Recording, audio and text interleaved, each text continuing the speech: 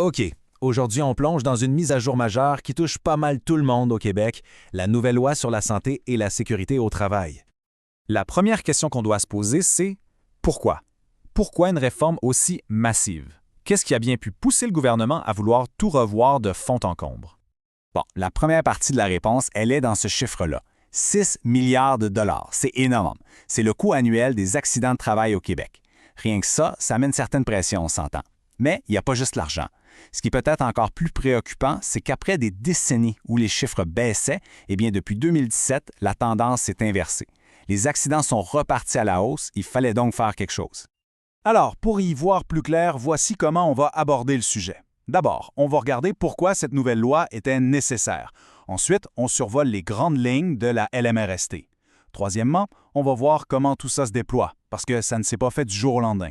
Après, on plonge dans les changements les plus importants en matière de prévention. Et finalement, on va parler du rôle que chacun a joué là-dedans. Donc voilà, on commence avec le pourquoi. Comme on vient de le voir, avec des coûts qui explosent et une tendance à la hausse des accidents, le besoin d'agir était devenu, disons, criant.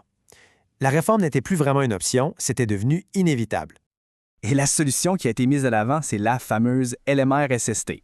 C'est le petit nom pour la loi modernisant le régime de santé et de sécurité du travail. En gros, c'est une refonte complète pour s'attaquer à ces problèmes-là et vraiment changer les règles du jeu.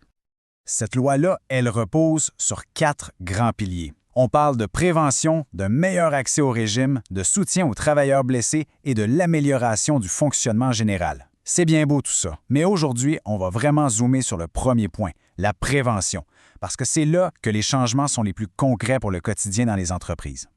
Maintenant, un point super important. Faut pas penser que cette loi, c'est comme un interrupteur qu'on allume et hop, tout change d'un coup. Pas du tout. C'est un déploiement graduel, par étapes, qui est étalé sur plusieurs années. L'idée, c'est de laisser le temps aux entreprises de bien s'adapter.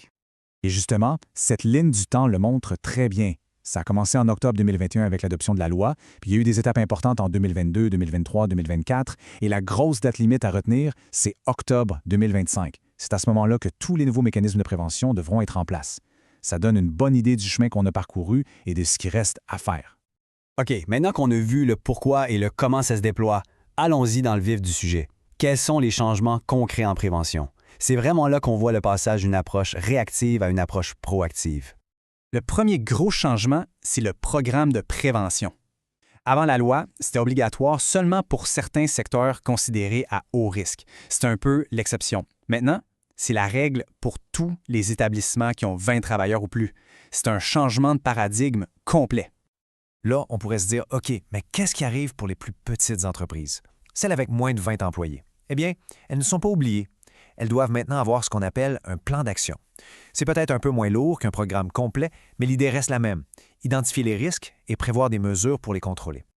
Et ça va de pair avec un autre changement majeur, le comité de santé et de sécurité. Encore une fois, avant, c'était souvent volontaire ou limité à certains secteurs. Maintenant, dès qu'une entreprise atteint 20 travailleurs, la formation de comité devient obligatoire, partout. Et attention, ce n'est pas juste un comité pour la forme.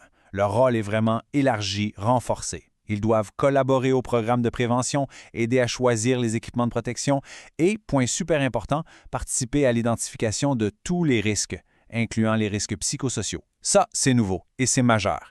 Ils traitent aussi les plaintes et enquêtent sur les incidents. Bref, ils sont au cœur de l'action.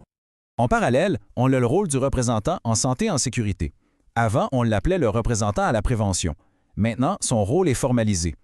Dans toute entreprise qui a un comité de santé et sécurité, il doit y en avoir au moins un. Cette personne est membre du comité et a des tâches bien précises, comme faire des inspections et assister ses collègues. Et il y a une nouveauté, l'agent de liaison en santé et en sécurité. C'est un tout nouveau rôle, pensé pour les milieux de travail où il n'y a pas de représentant désigné. Cette personne, c'est un peu comme un pont. Elle fait le lien entre les travailleurs et l'employeur pour faciliter la communication sur les questions de sécurité. Donc, si on résume tout ça, le message à retenir, c'est qu'on assiste à un véritable changement de culture. Cette loi, ce n'est pas juste quelques nouvelles règles, c'est une toute nouvelle philosophie de la prévention qui s'installe au Québec. Et cette philosophie-là, elle se traduit par un processus simple en 4 étapes, mais qui doit être continu. C'est un cycle. D'abord, on identifie les risques, tous les risques. Ensuite, on met en place des mesures pour les corriger. Troisièmement, on contrôle pour s'assurer que nos mesures fonctionnent bien. Et enfin, on fait un suivi, on réévalue et la boucle recommence. C'est ça, la prévention proactive. Au fond, tout ce nouveau cadre légal, c'est pour enraciner une culture du respect. Et cette citation le dit bien. Le respect n'est pas une faiblesse, mais la preuve d'une bonne éducation. Appliqué au travail, ça veut dire que la sécurité, c'est pas juste une série de règles à suivre, c'est la base d'un environnement sain, et ça, c'est bon pour tout le monde. Alors, avec tous ces changements qui sont maintenant en place ou sur le point de l'être, ça nous laisse avec une question essentielle. Une question que chaque employeur, chaque gestionnaire, chaque travailleur devrait se poser. Est-ce que mon milieu de travail est prêt?